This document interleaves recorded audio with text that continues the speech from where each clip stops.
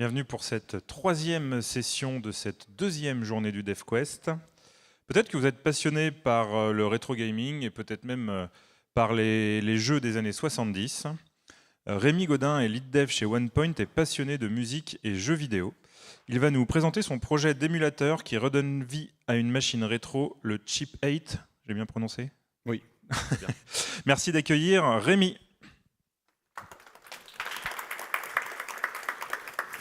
Merci. Merci à vous d'être présent aujourd'hui. Merci au DevQuest de m'avoir invité. Aujourd'hui, je vous présente du coup un petit projet d'été que j'ai fait, qui était la création d'un émulateur. Je suis passionné de jeux vidéo et de rétro gaming, et j'ai eu un petit peu de temps à perdre sur la création de cet petit émulateur. Avant vite fait de parler de ça, je viens de OnePoint, du coup, je suis développeur, et je tiens à remercier tous mes collègues qui m'ont fait faire des pauses café, qui m'ont poussé à être là aujourd'hui. Sans eux, je serais sûrement pas là. Voilà. Donc, j'ai organisé cette présentation avec 5 points importants. On va refaire un petit contexte de pourquoi je suis là aujourd'hui et comment j'ai mis en place ce projet. Un rappel des prérequis, ça vous fera pas de mal, surtout parce qu'on revient vraiment à la base de l'informatique. L'histoire de mon émulateur, la technique, c'est là où on va passer, je pense, 60% de notre temps sur, je vais vous expliquer le code que j'ai mis en place, et la démo si on a le temps. Voilà. Alors un peu de contexte, du coup, moi je m'appelle Rémi Godin, j'ai 29 ans, je suis développeur slash lead dev en fonction des projets. Je suis développeur web, du coup, PHP, il en reste encore quelques-uns. Et j'interviens aussi un peu sur d'autres langages un peu incongrus comme du Swift, s'il y a des développeurs Swift ici. Mais avant d'être passionné de développement et de rétro gaming, quand j'étais gamin, j'étais surtout passionné de jeux vidéo. Je passais des après-midi à jouer sur ma PlayStation 2 à Dragon Ball Z Bundokai, si ça parle à certains, et avec mes potes qui venaient à la maison. Les seuls moments où je pouvais pas jouer, c'est quand ma mère me forçait à aller dehors pour sociabiliser, profiter du soleil. Sauf que les années sont passées, je suis rentré en études, ma console est partie au tiroir, et en plus je suis passé sur des consoles plus modernes, la PlayStation 3 à ce moment-là, qui est maintenant du rétro gaming.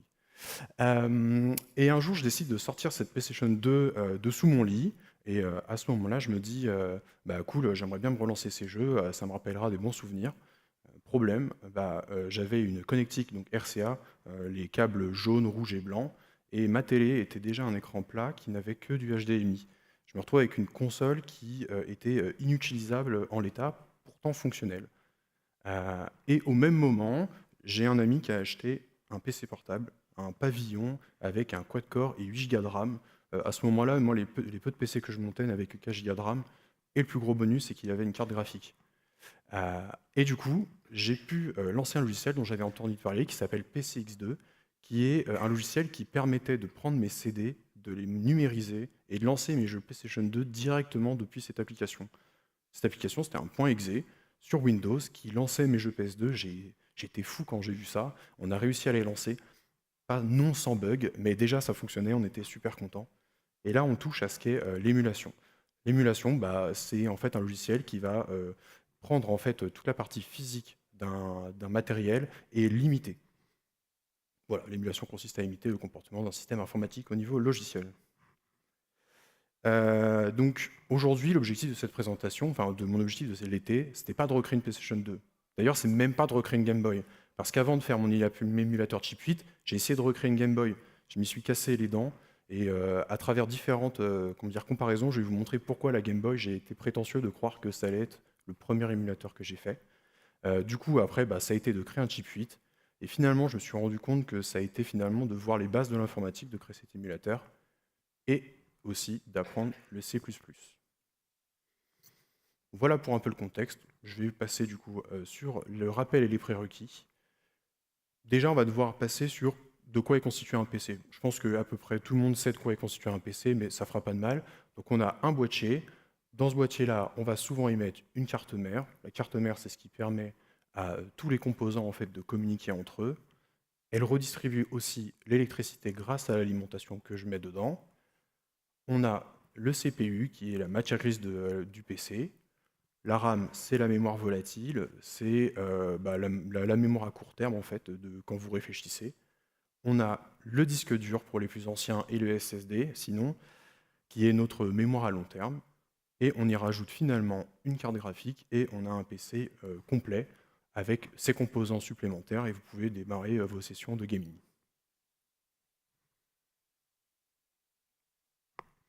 Bon, un ordinateur, c'est bien sympa, ça c'est le côté physique, mais avec quoi ça travaille? Ben, un ordinateur, ça travaille avec du binaire. Alors là aussi, on connaît tous ce binaire, mais un petit rappel ne nous fera pas de mal. Donc nous, humains, on travaille avec un système de numération en base 10, hérité du monde indo-arabe. Et pourquoi base 10? Parce qu'on a 10 doigts, depuis toujours on compte avec nos doigts. Alors d'ordinateur, bah, ça n'a pas de doigts. Donc ça compte avec une base 2, donc le binaire. Ce qu'on va appeler souvent du coup des bits, c'est deux valeurs possibles, 1 ou 0, c'est tout.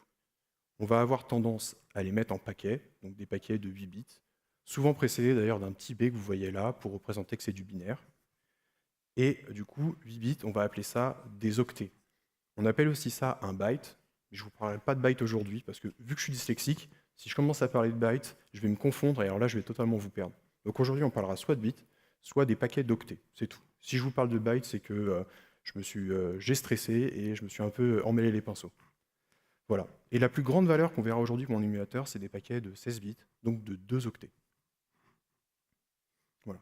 Je vais vous poser quelques questions juste après. Je vous remets juste vite fait la décimale et les binaires en comparaison pour voir si vous me suivez.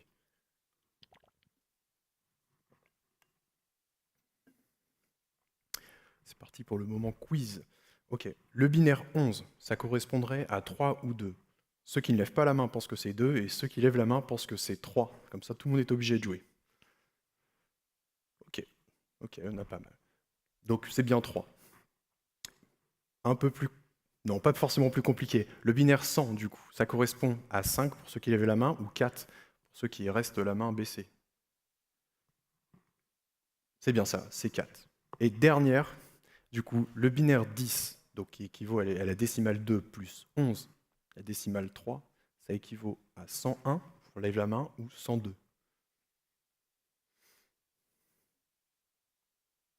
Ouais, c'est bien 101. Ok. Bon, le binaire, c'est bien sympa, mais en fait, je ne vous ai pas expliqué comment un ordinateur il transcrit le binaire avec le physique. Un ordinateur, en fait, ça fonctionne avec des transistors. Les transistors, bah, c'est comme en fait un interrupteur, hein. Ça fait passer la lumière, ça éteint la lumière, ça fait passer la lumière. Je ne ferai pas de référence aux visiteurs. Euh, mais du coup, là, c'est quasiment pareil, en fait. Sauf que là, c'est l'électricité qui passe. Ça fait passer l'électricité ou ça ne fait pas passer l'électricité. Et là, on a un peu cette similitude avec le binaire. Ça fait passer l'électricité 1, ça ne fait pas passer l'électricité 0. Et c'est pas beaucoup plus enfin, si, c'est beaucoup plus compliqué à mettre en place, mais pas beaucoup plus compliqué à comprendre. Vous multipliez ça par des milliers, voire des millions de transistors, et vous avez un PC fonctionnel. Le meilleur exemple que j'ai, en vrai, pour tout joueur de Minecraft, on a tous entendu parler des gens qui se sont amusés à refaire des ordinateurs sur Minecraft avec de la redstone. De la redstone, on a vraiment ces simples interrupteurs qui laissent passer le courant, et on a un PC complet dans Minecraft. C'est impressionnant. Bon, le binaire, c'est bien sympa pour l'ordinateur, mais pour un humain, c'est vraiment imbitable. Pour ça, on a créé l'hexadécimal. Enfin, l'hexadécimal existe. Là, c'est un système de numération en base 16. Ce qui est pratique avec ce système de numération, c'est qu'un chiffre hexadécimal permet de représenter jusqu'à 4 chiffres binaires. Et c'est parfait parce que nous, aujourd'hui, comme je vous ai dit, on va représenter jusqu'à 2 octets. Donc, les valeurs hexadécimales, on va pouvoir en afficher maximum 4 pour représenter les valeurs avec lesquelles on va travailler aujourd'hui. C'est quand même beaucoup plus simple que d'afficher 16 valeurs binaires et essayer de comprendre à quoi ça correspond. L'hexadécimal, ce sera souvent représenté du coup par un OX ou un dollar pour dire que c'est ces valeurs-là. Allez, petit temps quiz, ça me repermet de boire un coup, et puis je vous remets la comparaison des 3 systèmes de numération pour vous remémorer ça.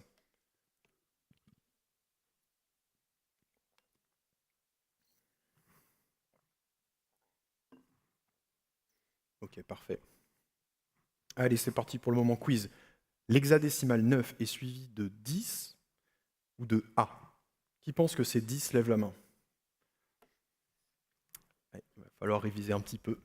Après, dans l'hexadécimal, après 9, c'est les lettres. C'est vrai que je ne l'ai pas dit, c'est ce qui était affiché, mais c'est 1, 2, 3, 4, 5, 6, 7, 8, 9, A, B, C, D, E, F. Il faut voir ça comme si c'était les chiffres qui suivaient. Et là, on passe tout de suite à beaucoup plus compliqué. On va voir si j'arrive à suivre, enfin si vous arrivez à suivre. Donc l'hexadécimal 23F plus 2, sachant que la F est la dernière valeur de l'hexadécimal. Qui pense que c'est 241? Ok, et ben c'est ça. En fait, après 23F, du coup, on a 240, et plus 1, ça fait 241. Hop. Et pour ceux qui ne me croiraient pas, quand j'étais du coup sur mon émulateur Game Boy avant d'abandonner, il y a là ce que je vous affiche, c'est son BIOS en valeur hexadécimale qui doit s'exécuter. Et la valeur hexadécimale 20 que vous voyez là, derrière, si je simplifie, ça veut simplement dire tout ce qui a précédé doit me donner ce résultat. S'il n'existe pas, tu le relances. Donc ça fait des boucles infinies si on se trompe dans nos instructions qu'on a créées. Ça tombe bien, il y en a un nombre incalculable pour savoir le nombre de fois où j'ai été traumatisé en essayant de faire cet émulateur. Voilà pour les bases, finalement, on n'a pas besoin de beaucoup plus. Par contre, on va pouvoir passer du coup sur l'histoire du chip 8. Bon, alors le chip 8, je vous ai un peu menti, c'est pas vraiment une console physique. C'est un langage interprété qui a été une surcouche de machines qui ont été sorties à l'époque. Pourquoi c'est parfait pour commencer? Parce que ça enlève une couche de complexité que certaines machines avaient, tout en restant sur le cœur de ce qu'est une machine physique en fait. Donc pour rentrer pour la première fois dans l'émulation, c'est parfait parce qu'on va vraiment sur le plus important et ça permet de faire un bond après, typiquement sur la Game Boy, parce qu'on a compris les bases qu'il fallait. Donc le chip 8, là, c'est vrai que j'ai eu une explication l'autre jour, c'est un peu le Hello World de l'émulation, et je trouve que c'est parfait pour ça. Comme son nom l'indique, le chip 8, c'est un processeur 8 bits. Voilà. Et du coup, oui, il était exécuté, bien sûr, sur deux machines. J'ai vu principalement le Cosmac VIP et le Telmac 800. Ça parlera à personne. Les pages wiki étaient à moitié vides. J'ai dû les remplir sur les documentations que j'ai trouvées sur Internet. Par contre, le Cosmac VIP, c'est un peu la partie visuelle qu'on va utiliser aujourd'hui. Il est sorti 1 an plus tôt que le chip 8. C'est un héritage du Cosmac ELF avec une partie graphique supplémentaire. C'est parfait parce que notre émulateur, c'est un émulateur de jeux vidéo. Donc sans vidéo, bah, il n'y a pas beaucoup d'intérêt de le faire fonctionner. Et du coup, on va partir du principe qu'aujourd'hui, le chip 8, c'est le Cosmac VIP parce que c'est quasiment la même chose. Et puis, ça fera un petit effet visuel plus sympathique. Voilà pour l'histoire. Comme je vous ai dit, on va vraiment passer une grosse partie du temps sur la partie technique et sur la mise en place de cet émulateur. Donc, vous allez pouvoir voir du coup comment j'ai fait ça. Le plus important du coup, c'est la doc technique. C'est la principale source de vérité que j'ai trouvée sur ce chip 8. C'est une page qui date donc de 20 ans après sa sortie, en 97. Elle est hébergée sur Free et elle est en HTML pur et dur. Il n'y a rien de plus, c'est vraiment la simplicité. Et je me suis quand même servi d'une autre page que je vous montrerai à la toute fin. Mais j'ai pas utilisé beaucoup plus de choses que ça. Les outils utilisés sont assez simples. J'ai utilisé le C++ et j'ai utilisé du coup l'outil de JetBrains Clone qui permet d'utiliser le C++. Comment j'ai structuré ce projet? Aussi assez simple. En réalité, il n'y a que le main et le chip 8 qui servent à faire l'émulateur. Le main, ça exécute la boucle qui va permettre de le relancer à chaque instant. Et le chip 8, du coup, j'ai la classe dans laquelle j'ai tout mon code et mon interface. L'interface que vous voyez en dessous, en fait, dans le dossier, c'est une interface visuelle que j'ai rajoutée pour débugger en direct. La plateforme, c'est ce qui permet, en fait, une fois que vous avez votre émulateur de fait, il faut bien l'afficher sur votre écran. Et ça, il faut un logiciel spécifique à rajouter en plus. Maintenant qu'on a parlé de tout ça, on va pouvoir du coup démonter cette carte mère du coup de Cosmac VIP. Et on se rappelle bien que c'est sorti en 77. Pourtant, en 77, on a déjà de la RAM, soudée bien sûr, un lecteur de cartouches, un clavier hexadécimal parce que c'était vraiment plus sympathique comme ça, et un processeur CPU. Et pour terminer, la partie graphique. Donc il y a quand même des dizaines d'années qui séparent nos PC d'aujourd'hui et les PC de l'époque. Moi, je m'attendais personnellement à voir quelque chose de totalement différent. Finalement, on est vraiment sur la même structure, sauf que là, rien n'était facilement changeable. Par contre, plus facilement compréhensible parce que les composants sont beaucoup plus gros. Et à la différence aussi, méfiez-vous dans les appareils de l'époque, il y a souvent des condensateurs, si un jour vous vous amusez à les démonter, qui sont beaucoup plus chargés que ceux d'aujourd'hui. À l'exemple que j'ai la semaine dernière, j'ai un Macintosh dans les mains avec un écran cathodique dedans. J'ai appris via des électriciens qu'il y a 10 000 volts qui sont stockés. Si j'avais mis mes doigts sur l'écran, je serais mort sur le coup. Faites attention avec le matériel ancien. Voilà. Dernière chose aussi, du coup, que je rappelle, sur les cartes mères, il y a des bus mémoire. Notre processeur étant en 8 bits, tous ces bus permettent de transmettre des informations. Ils sont aussi en 8 bits. Et du coup, ces composants, ça va décrire du coup, les 5 étapes qu'on doit développer pour notre émulateur. Le plus simple pour commencer, c'est de commencer par la RAM. Alors, je vous l'ai dit, du coup, on a parlé de binaire.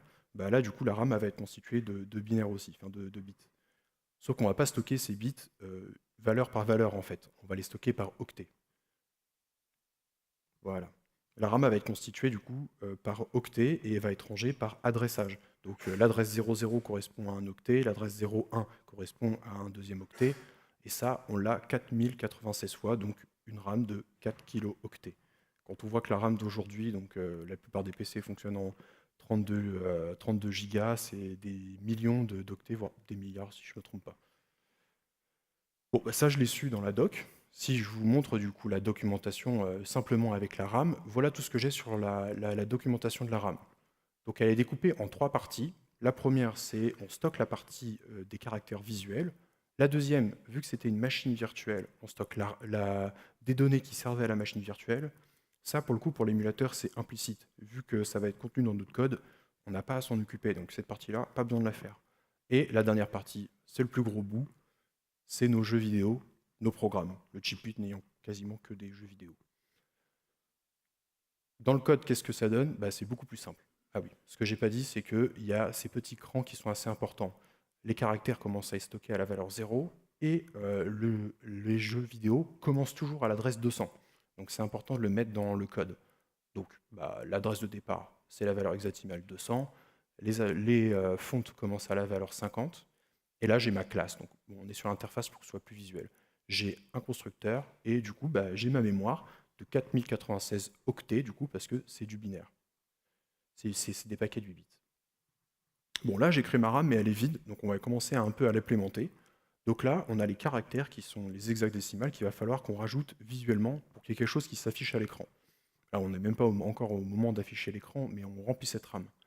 Pour ça, c'est simple en fait. J'ai simplement créé des valeurs hexadécimales comme les montré dans la doc, et je les ai stockées. Si on décomposait ça et qu'on mettait du binaire, en fait, vous verriez que ça correspond visuellement, ça vous donne en fait la lettre qu'on voit ou le chiffre. Voilà. Mais du coup, c'est pour que ce soit plus compact, je l'ai directement mis en hexadécimal. Et pour la suite de cet exercice, je vais juste vous mettre en 3 petits points cette liste-là, parce que sinon, mes exemples, ils commencent à être trop petits et vous allez devoir plisser les yeux, ou les personnes de 50 ans verront plus grand-chose. Du coup, mon constructeur, de quoi il est composé là actuellement? En fait, il fait juste une boucle sur cette liste que j'ai créée et il va l'implémenter dans la RAM à partir du coup de la font7 start address qu'on a créée juste avant, octet par octet. Et magie, ma RAM se retrouve remplie des caractères dont elle a besoin, dont le processeur et le chip 8 ont besoin pour fonctionner. Donc on peut directement passer au programme ou au jeu, juste après que j'ai bu un coup.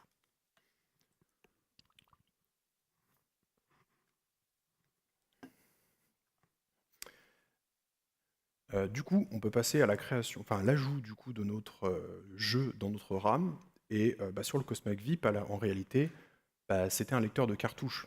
Aujourd'hui, on ne va pas avoir besoin de réellement avoir un lecteur de cartouches parce qu'on va récupérer directement cette cartouche sur Internet.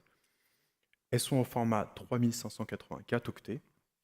C'est miniature, c'est même pas un dixième d'une photo que vous faites sur votre appareil photo aujourd'hui, hein. C'est 3 mégas une photo. Là, on n'est même pas. Enfin, 3 mégas, c'est 30 000 kilooctets. Là, c'est un dixième. Et du coup, je les récupère au format chip 8, binaire ou ROM, peu importe. Les 3 formats sont lisibles par l'émulateur. J'ai été trop vite. C'est là l'un des premiers attraits de faire un émulateur chip 8, c'est que c'est des ROM de 3584 octets seulement. Si on reprend là où je me suis cassé les dents, ça a été la Game Boy. La Game Boy, elle va avoir plusieurs cartouches. Les plus petites, déjà, c'est 32 kilooctets, et ça va sur des cartouches qui font 1 méga, donc c'est du variable. Elle, comment elle gère ça, la Game Boy? Elle va avoir 2 banques de données. La première, elle va enregistrer pour votre jeu les données importantes à son fonctionnement. Donc la vie, le score et toute la logique pour relancer le jeu. Et la deuxième mémoire, quand vous lancez votre jeu, elle va charger simplement le niveau de votre jeu. Vous êtes super bon, on réussit le niveau, on passe à la suite. Là, le niveau étant terminé, on le décharge, ces assets qui vont avec, donc les images, et on charge tout ce dont on a besoin pour le niveau suivant, et ainsi de suite. Ce qui permet du coup d'utiliser ces mémoires, enfin ces cases, ces banques de données différentes. Là, on est sur du beaucoup plus simple. On a juste une mémoire à charger et on ne s'occupe pas de faire ce système de swap. Comment on fait ça? J'ai simplement rajouté une fonction loadROM avec on récupère un file name. J'ai pas fait de check de test si le fichier était vide. J'ai simplifié aussi. J'ai rajouté des commentaires aussi à la toute fin avec une IA, mais finalement ça décrit le code. C'est typiquement ce que j'essaie de pas faire dans des projets, ce que j'ai fait dans un projet perso. Mais ce qui va nous intéresser, c'est qu'une fois qu'on a récupéré, pareil en fait, on fait une boucle, on remplit notre mémoire avec le buffer qu'on a récupéré et on remplit octet par octet cette RAM et on se retrouve avec notre RAM chargée complètement notre programme. Bon, à ce niveau-là, c'est cool, mais c'est pas très interactif, quoi. J'ai rempli une RAM, mais il n'y a rien qui interagit avec. Du coup, la suite logique, c'est de passer sur le processeur parce que c'est lui qui va commencer à interagir avec tout ça. Le processeur, du coup, alors sur le Cosma VIP, c'est un RCA 1802. Ça parle à personne. Pareil, sur Wiki, c'est pas beaucoup documenté. Pourtant, ce processeur, il a été équipé sur des satellites pendant des années parce qu'il avait un système qui permettait de le protéger des UV solaires. Bon, c'est une info que j'ai trouvée, que je trouvais intéressante. Et on peut voir du coup qu'on a 6 petits éléments à coder, parce que le processeur, c'est vraiment le gros de l'émulateur. Et ça va faire notre sous-section, là où on va passer aussi un petit temps. Le plus gros du processeur, c'est les instructions. Les instructions, il faut voir ça comme des fonctions. En fait, ça reçoit des informations et ça les traite. À la différence d'une fonction, c'est que comme je vous l'ai dit tout à l'heure, c'est pas codé en dur. Enfin, c'est pas du code que vous faites en fait. C'est vraiment des transistors qui sont dans le processeur, qui agissent sur les données pour les transformer. Sur le chip 8, on en a 35. Ça, c'est plutôt cool. C'est le plus gros avantage du chip 8. 35 instructions, ça m'a pris une journée à recoder, peut-être 3 jours à débugger parce que je m'étais trompé, une seule erreur dans vos instructions et tout votre programme tombe à l'eau, surtout avec si peu d'instructions. Si on revient sur sa grande sœur, la Game Boy, que j'avais essayé de faire à ce moment-là, la première chose que j'ai vue, chaque carré, ça correspond à une instruction. Il y en a 245. Toujours pareil, une seule erreur dans ces instructions, ça va vous foire complètement votre émulateur. Mais il y a un petit bonus que j'ai découvert, et c'est là que j'ai abandonné précisément l'émulateur de la Game Boy, c'est donc si on fait une bataille navale, on se retrouve au préfixe CB, donc à la case CB. Et si on va dans la doc et qu'on regarde à quoi correspond cette case, on se retrouve avec de nouvelles instructions à coder. Là, je l'avais vu ce tableau, mais je ne comprenais pas, je me disais que c'était une explication supplémentaire, je n'avais pas été plus loin. Mais quand j'ai compris ça, je me suis rendu compte que j'avais 245 instructions, plus 256. Je me retrouvais à 101 instructions à implémenter. J'ai abandonné. J'ai abandonné parce que j'étais bloqué sur le BIOS et en plus j'avais autant d'instructions à coder, c'était pas possible pour moi. Je me suis dit que c'était là qu'il fallait que je trouve quelque chose de plus simple. Donc après 2 mois de dépression, je suis revenu et j'ai trouvé le chip 8 et c'est là que j'ai commencé à coder ces instructions. Bon, dans le code, c'est pas grand chose de plus compliqué. Dans l'interface, je me retrouve avec le listing de ces instructions et dans le code, en fait, je vais les implémenter une à une. Je ne les ai pas implémentés comme je vous le dis, parce que du coup, il fallait créer le reste pour commencer à les rajouter au fur et à mesure. Par contre, là, on peut voir que dans l'instruction INNN, qui dit qu'en fait, on doit jumper à un endroit dans l'adresse, on voit 2 choses intéressantes, l'opcode et le PC. Et c'est la suivante. Le PC, c'est le pointeur de programme. Le PC, il dit simplement, OK processeur, tu es à cet instant T, et voilà ce que tu vas devoir exécuter par la suite. Je te donne tous les éléments qu'il faut. Le pointeur de programme, c'est assez simple, hein. C'est juste une variable de 2 octets, et puis c'est tout. À implémenter, c'est pas grand-chose de plus. À comprendre, par contre, beaucoup plus de temps. Et ce PC, il contient un opcode. Un opcode, qu'est-ce que c'est? C'est 2 octets. C'est construit en bigedian. Bigedian, ça veut dire que, vu qu'on est sur des processeurs 8 bits, on récupère le premier octet, on le lit, et on récupère le deuxième octet, et on le lit juste après. Donc les 4 premiers bits vont nous servir à dire quelle instruction on va utiliser, et les 12 prochains bits vont nous dire à quelles données il va pouvoir utiliser. Donc si on récupère l'hexadécimal qu'on voit là, on a 7522. Le 7 nous dit quelle instruction, et les 522 sont les données qu'on va utiliser. Si on récupère notre tableau de tout à l'heure, ça nous dit qu'on doit utiliser l'implémentation de l'instruction 7x, et ça veut simplement dire ajoute au registre x les valeurs que tu as, ce qui veut dire que tu ajoutes au registre 5 l'hexadécimal 22. Voilà, c'est pas forcément beaucoup plus compliqué que ça. L'opcode, encore aussi, très simple à implémenter, hein, c'est simplement une valeur de 2 octets avec une variable, et puis bah, c'est tout. Par contre, là, du coup, vous avez commencé un peu, je pense, à voir le problème, c'est que c'est là où j'ai, pendant moi, un moment, quand j'ai implémenté ça, un peu buggé. J'ai un processeur de 8 bits, une mémoire de 8 bits, enfin une mémoire de coup de 8 bits aussi, un bus de 8 bits. Pourtant, je traite un pointeur de programme qui est en 16 bits, qui traite un opcode de 16 bits. Et en fait, là, j'ai été un peu planté parce que j'avais déjà réussi à créer le chip 8 et je comprenais toujours pas comment ça fonctionnait. Et la meilleure chose que j'ai trouvée, bah, c'est de vous montrer visuellement comment ça s'exécute, où les éléments interagissent entre eux. Donc si on démarre notre console et qu'on appuie sur Start, la première chose qu'il fait, c'est qu'il va charger le jeu dans la mémoire. Et à partir de là, comme je vous ai dit tout à l'heure, le programme il commence toujours à la valeur 200. Donc on va chercher dans la RAM ce qu'il y a à la valeur du coup de la RAM hexadécimale 200. On récupère ça, on obtient la valeur 12. Et après, on fait plus 1 de cette valeur de mémoire pour récupérer la case juste après. Et on se retrouve à 201 et on va récupérer cette valeur-là. Ce qui nous donne l'opcode 124E. Et du coup, avec ça, on peut commencer à le processeur peut traiter ça octet par octet et ça donne l'instruction 1NN. Voilà comment du coup un processeur 8 bits se retrouve à traiter des données 16 bits. Pour l'historique, j'ai pas été beaucoup plus loin, mais de ce que j'avais vu, c'était parce qu'à l'époque, il y avait beaucoup de processeurs de 8 bits, et du coup, c'était plus facile, et ça allait être coûteux d'utiliser des processeurs 16 bits directement, surtout que là, on était sur des ordinateurs qui étaient pour des familles, c'était pas des ordinateurs industriels, le Cosmac VIP. Et du coup, là, je viens de vous expliquer le cycle d'un processeur. On construit un opcode, on fait pointeur de programme plus 2, on exécute l'instruction. Opcode, pointeur de programme plus 2, instruction. Et ça, des milliers de fois, en fait, pour lancer notre programme. Le cycle, vu que c'est le cœur, on va l'implémenter, c'est une fonction.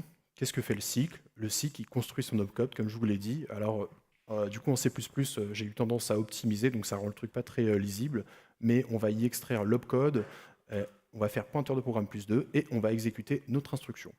Et c'est parfait, du coup, on se retrouve avec un processeur quasiment fonctionnel.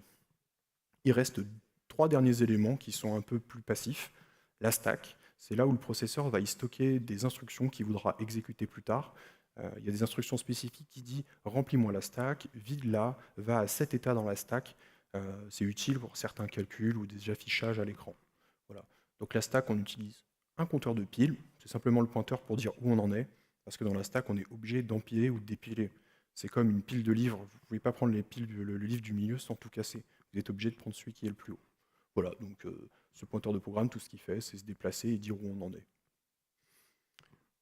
Hop. Les deux à implémenter, c'est là que j'ai fait une erreur que j'ai vue que plus tard lors de ma présentation. Ma stack, elle est censée être en 8 bits, et je l'ai mis en 16. Ça n'a pas du tout posé de souci, parce que l'émulateur, il fait même pas gaffe en fait aux 8 bits, à l'octet qu'il y a en plus. Il s'en occupe même pas. C'est fonctionnel, mais il faudra peut-être que je corrige ça un jour. Bon, pour l'instant, ça ne me dérangeait pas. Et du coup, on a notre petit compteur de piles qui est juste ici, qui est une valeur de 1 octet. Le dernier, c'est le registre. Le registre, il a 16 valeurs, et il stocke juste les résultats du processeur pour quasiment toutes les cases, sauf la dernière, qui est le F, qui est un flag. Comme pour la Game Boy, en fait, il va servir de ce flag des fois pour trigger des saisies de clavier ou des événements spécifiques. Ça aussi, très simple à implémenter, finalement. C'est simplement une valeur, du coup, c'est une array de 16 valeurs de 8 bits. Et là, en fait, on a vu quasiment le plus gros de l'émulateur à encoder. C'est pas beaucoup de code finalement, mais par contre, à comprendre, ça m'a pris des semaines, voire quasiment quelques mois. Je vous propose juste qu'on réexécute le processeur avec tous ces éléments-là pour que vous puissiez voir vraiment comment ça interagit en direct. Du coup, on reprend un peu l'exemple de tout à l'heure. On récupère nos deux valeurs, on construit l'opcode, on récupère nos deux valeurs en mémoire, donc à l'hexadécimale 200 et 201. On a la valeur 124E, donc notre opcode, et avec ça, on va pouvoir traiter. Donc, d'abord, on fait pointeur de programme plus 2, en hexadécimal 200 plus 2, ça fait 202, et on exécute notre instruction 1NN. Comme je l'avais déjà dit sur un exemple, ça veut dire que le PC, donc le pointeur de programme, prend la valeur de l'adresse, qui est 124, vu qu'on sait que le premier nous permet de définir l'instruction. Et paf, notre pointeur de programme prend la valeur 24E. Et du coup, à partir de là, on recommence notre cycle. Sauf que là, maintenant, notre pointeur de programme, c'est 24E. On fait 24E, on va chercher en mémoire, et 24F qui est la suite. Paf, on se retrouve avec la valeur opcode 6801. pointeur de programme plus 2. Alors, dommage, j'ai été trop vite. Ça fait 24F, du coup, à la suite. Voilà, 24E, après c'est 24F, et après, ça fait 250. Voilà. Et du coup, ça donne l'instruction CXKK. Ça correspond ajoute au registre VX l'octet-que-tu-as. Et du coup, si on traduit avec directement les données qu'on a, c'est ajoute au registre 8 la valeur qui reste, c'est-à-dire 1, et va stocker ça, du coup, dans notre registre. Voilà. Je pourrais continuer plein d'exemples comme ça, mais si on avait le PC et un opcode, bah, il y a des opcodes qui diraient que ça donne une instruction jump à telle adresse, ça remplirait cette stack, et puis ainsi de suite. Mais c'est exactement le même comportement.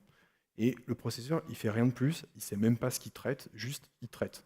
Ça des milliers de fois. Donc quand on dit qu'un processeur est rapide mais bête, bah, là on a vraiment le constat que c'est le cas. On passe à une dernière partie sur laquelle je me suis aussi un peu mordu les dents, c'est SDL. C'est la librairie en fait qui permet d'afficher à notre écran le jeu vidéo. J'ai rien compris, c'est pas compliqué. J'ai implémenté mon émulateur, mais implémenter SDL, ça a été un enfer, vu que j'étais pas non plus très bon en C++. J'ai beaucoup eu de mal à le faire. Je pense que j'ai galéré une semaine entière sur cette partie-là. Ça, j'ai triché un peu. J'ai trouvé des gens qui l'avaient implémenté. Et vu que c'était pas du tout ce qui m'intéressait, je l'ai copié-collé. Et c'est qu'après que j'ai compris. Par contre, il y a une spécificité au chip 8, c'est que lui, pour afficher l'écran, ça reste une machine très simple. Comment elle fait ça? Elle fait que des rectangles. Elle fait des rectangles différents. Alors ça peut être des carrés, ça peut être agrandi, mais c'est tout ce qu'elle fait. Quand c'est une case blanche, ça devient une case noire. Et quand c'est une case noire, ça devient une case blanche. Une case blanche. Et c'est comme ça qu'il dessine des sprites. Donc là, si entre ces deux-là, je dessine un petit carré, en fait, ça va donner une forme ainsi. Et c'est comme ça qu'on fait les dessins sur le chip 8. Alors, il y a plein de gens aujourd'hui qui s'amusent à faire des demakes, donc des jeux récents sur des anciennes machines comme ça. Mais alors sur le chip 8, courage à ceux qui l'ont déjà fait. J'ai vu des projets magnifiques, mais j'ai pas vraiment leur talent. Comment ça on implémente? Bah, il y a des instructions qui servent à afficher, servent à remplir en fait comment dire, une mémoire. Donc ça va être surtout l'opcode DXN. Lui, il va s'amuser à aller remplir, on voit pas très bien, mais il va aller juste remplir un tableau donc de 64 pixels par 32 pixels, qui sont juste des 0 pour vide et 1 pour rempli, comme pour les fontes que je vous ai montré tout à l'heure. Si je vous mets visuellement à quoi ça ressemble, bah, ça donne un tableau voilà, de binaire. Et du coup, ce tableau de binaire, il va être lu par mon main.cpp. Lui, tout ce qu'il fait, c'est juste, bah, il va prendre ce tableau-là dans le chip 8 et il va dire, OK, bah, maintenant je vais transcrire ça grâce à SDL. Les zéros, c'est des pixels que je vais zoomer pour que ce soit plus grand parce que 75 pixels sur un écran, bah, c'est ça. Ça va pas être très intéressant. Et il le zoome et du coup, ce qui permet d'afficher notre émulateur.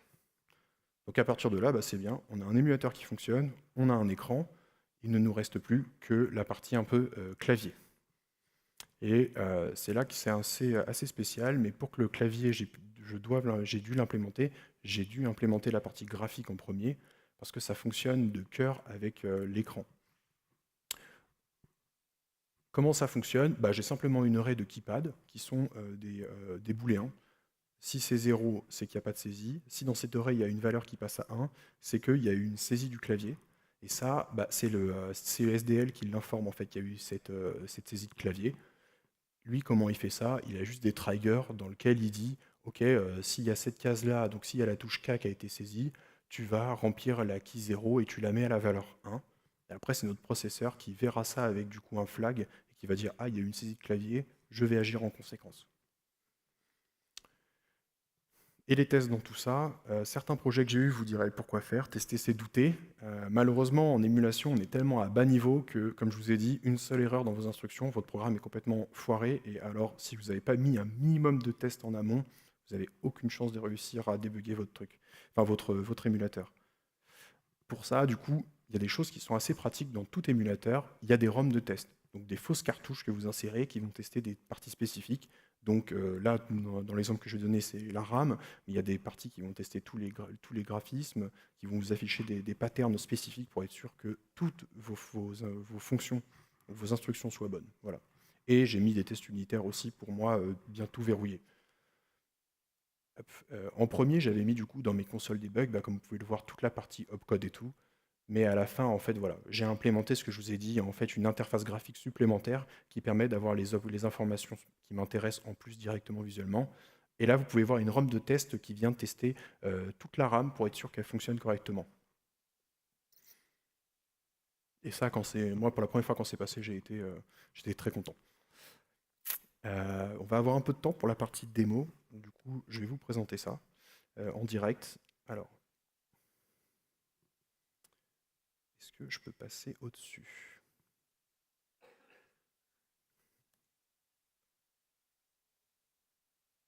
Oui,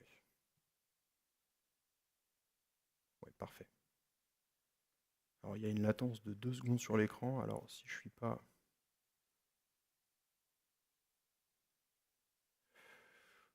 Je vais y arriver. Ah, ouais, il est en plein écran. Hop, voilà. Hop.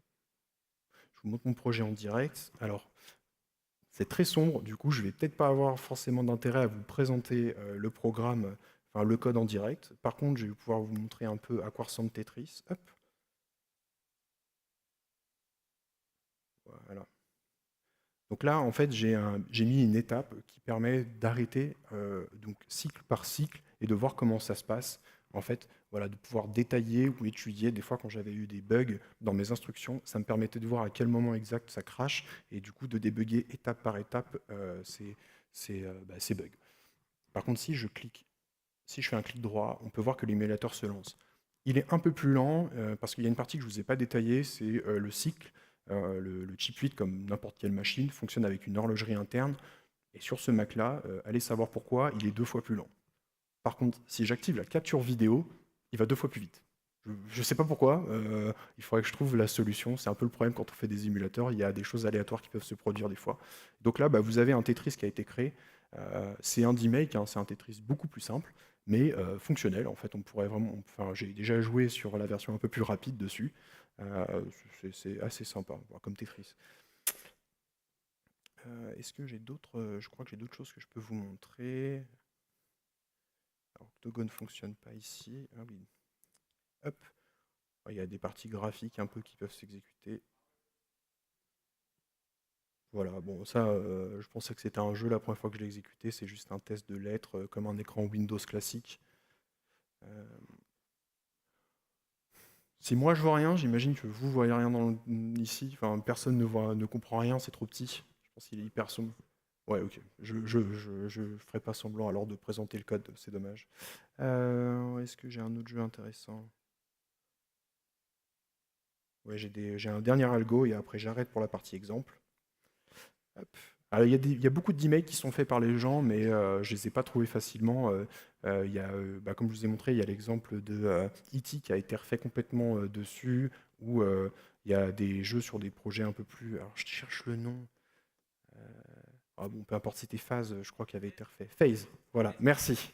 Merci. Je trouvais plus. Voilà. Bon, là, c'est un algorithme de masse, pour le coup, qui est fait, qui fait des lignes pour faire un labyrinthe en fait aléatoire, avec une sortie et une entrée. Voilà.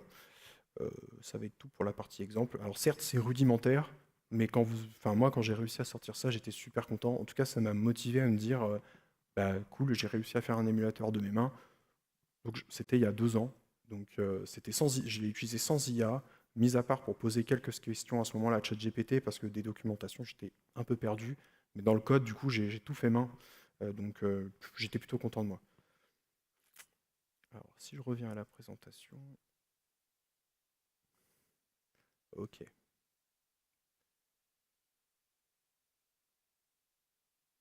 Et si je galère, c'est pas que je galère avec un PC, hein, il y a une vraie latence dessus. Hop là. Voilà. Pour terminer, du coup, pour moi, du coup, ça a été une opportunité d'apprendre le C++. J'en avais jamais fait. C'est hyper intéressant, vraiment, de ne pas avoir de garbage collector, de pouvoir soi-même gérer du coup, sa mémoire. Ça a été ça a été super cool à faire. Et j'ai pas eu trop de problèmes de fuite de mémoire comme certains ont eu. Peut-être que j'ai pas été dans un projet assez complexe. Du coup, ça a été pour moi, du coup, la parfaite, du coup, comme je disais, ça a été parfait pour débuter dans l'émulation. Ça m'a permis, du coup, après, de repartir sur mon émulateur Game Boy et du coup, de recommencer à zéro et de le réussir. Peut-être que je referai des projets après. Ça reste quand même assez long, mais je suis super content de ça. Je peux que vous le conseiller si vous êtes fan d'émulation et que vous voulez un jour faire un émulateur. Les Chip 8, ça vous prendra max une semaine si vous trichez un peu en allant voir à droite à gauche. Peut-être quelques mois si vous essayez de le faire sans rien. Et c'est la réponse à la question, du coup, quand j'ai commencé à grandir, comment on construit un émulateur. Voilà. Merci à vous de m'avoir écouté. J'espère que ça a été intéressant pour vous. Et si vous avez des questions, je suis disponible.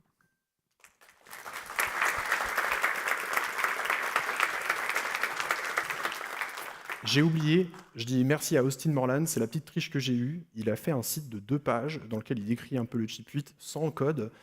Avec ça, ça m'a complètement débloqué. Sans ça, j'aurais vraiment galéré. Voilà.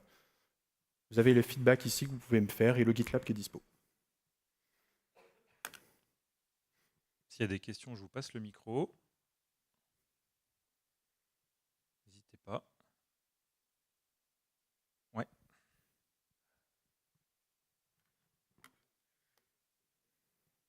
Alors, ça avait une question plus jeu vidéo, parce que c'est ma passion. Tu disais qu'il y a des gens qui développent des jeux récents, entre parenthèses, sur Chip 8, comme Fez. Ils font des bouts du jeu ou ils arrivent à tout coder? Parce que ça me semble infaisable de faire Fez. Non, c'est infaisable de les faire entiers. C'est juste pour faire un peu des choses jolies visuellement et de se dire qu'on pourrait faire ça, mais c'est 1 ou 2 niveaux par-ci par-là. Hein. Ça reste quand même une console très limitée. Voilà. Et j'avais une deuxième question, c'est sur ton ton exemple d'ordinateur. Ouais. Il a un clavier EXA et tu as dit que c'était un clavier écran public. Comment on tapait à l'époque avec ça? C'est vrai que j'ai pas fait la blague, mais en fait, il faut se rappeler que c'est en 77. Il n'y avait rien en fait de l'informatique qu'on connaît aujourd'hui. Mais non, tout était en hexadécimal. Donc les gens travaillaient avec de l'hexa et c'était de l'hexadécimal affiché à l'écran. Et en fait, une fois qu'on connaît la documentation, comme pour le BIOS que j'ai sur la Game Boy, en fait, on se retrouve à savoir lire l'hexadécimal et à savoir à quoi ça correspond derrière. Là, pour le coup, c'est vraiment un truc donc les gens, ils voulaient taper un K, ils tapaient l'adresse du K en hexa, quoi. Ouais, c'est ça. Ok. Fallait être motivé. Oui, voilà. Ou passionné. Merci. Est-ce qu'il y a d'autres questions? Si pas de questions, c'est que c'est clair. Eh ben, il nous reste à te remercier une nouvelle fois, Rémi. Merci à vous. Et bonne pause déjeuner à tout le monde. Reprise des conférences à 13h30.